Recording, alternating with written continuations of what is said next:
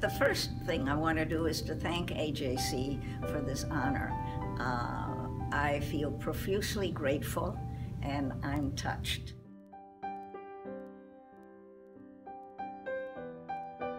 I go back to the 60s.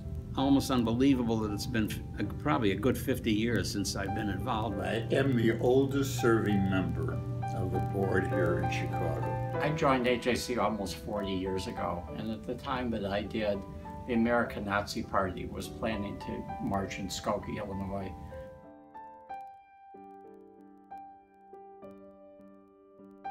AJC came up with really a very creative and unique solution which the Jewish community adopted.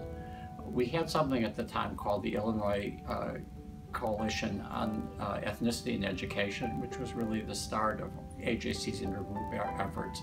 And it was a coalition of various ethnic groups, Italian Americans, Polish Americans, Japanese Americans, and so forth.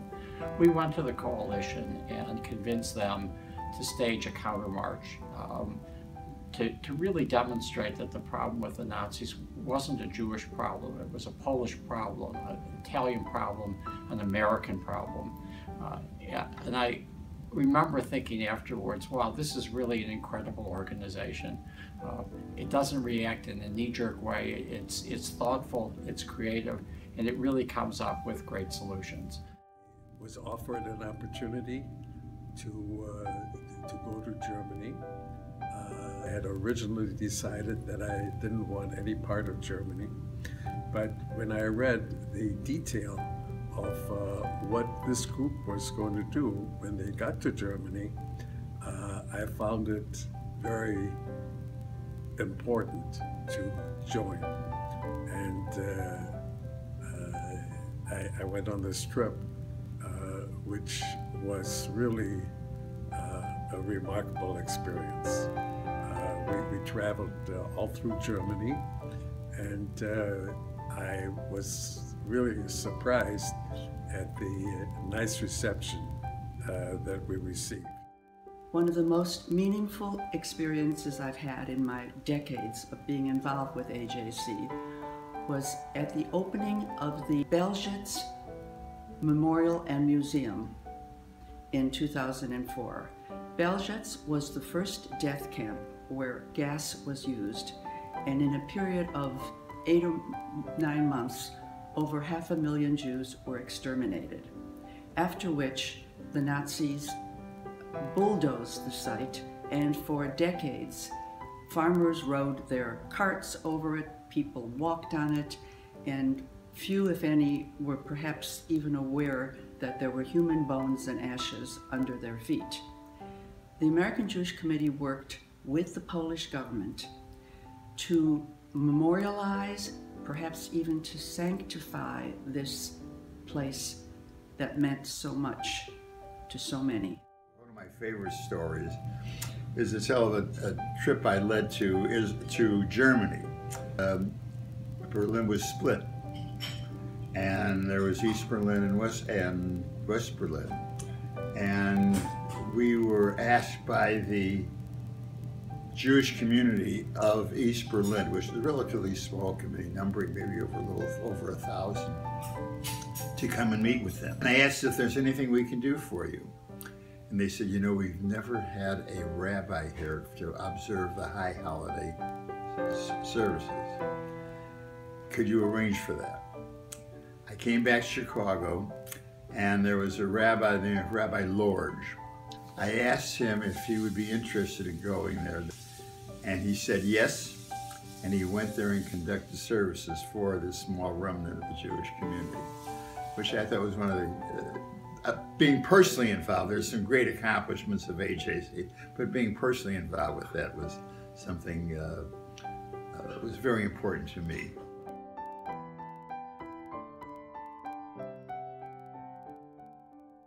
Because of the intellectuality and the articulateness of all the people involved, and the opportunity for learning and becoming better informed when you go to their meetings or their programs and so on. And I feel that my life is immensely enriched by participating in this. I enjoyed the years at AJC because they were good people. AJC's faced numerous other challenges over the years and has risen to them in equally creative and thoughtful ways. And I'm just very thrilled and proud to have been a member of it for so long and to be a small part of it. The important work of the American Jewish Committee in acting as an advocate for Jews all over the world and as a defender and preserver of democratic values and human rights, as we say in our mission statement, cannot be overestimated. I happened to join a firm that was a Gentile law firm. I was the first Jew there. In fact, they had a partners meeting as to whether they would hire a Jew. Having done so, it was important to me and my family that it not appear that I was trying to not have a Jewish identity. So I purposely sought out a Jewish organization with which I could be associated so that it was clear that in spite of a Gentile law firm, I was Jewish. In looking around, I found pretty quickly AJC. What I liked about it back in the mid-60s, I still do, so I'm still here. Because I feel it is such a great organization, and I think it's had strong influence around the world, and that's a credit to them. And I think we continue to do that. I think David has done a great job. He's just an outstanding person. This, to me, is a very important role for the American Jewish Committee to play, to ensure that many sites, such as Belzhitz, and stories, such as those told by survivors, should be preserved for generations to come. I've noticed when I got the names of the other honorees that 4 of us are immigrants. And immigrants, not just to better our lives economically, but because in America we found asylum because we were escaping with our families or some without their families from the Holocaust. And when we see the abridgment of human rights, civil rights, we become we've experienced that ourselves and are much more sensitive to that. So we appreciate AJC's confronting, trying to resolve these challenges.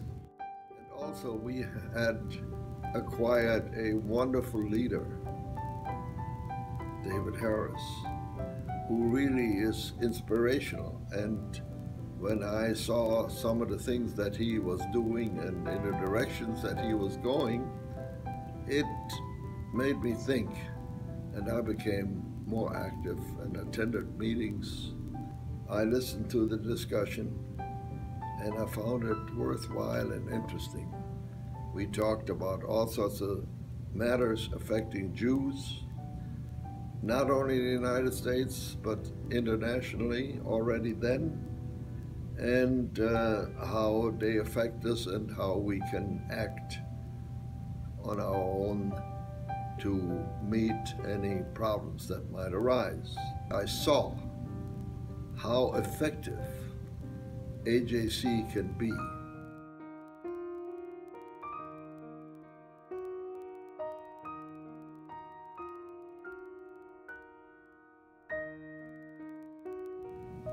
And frankly, I miss him.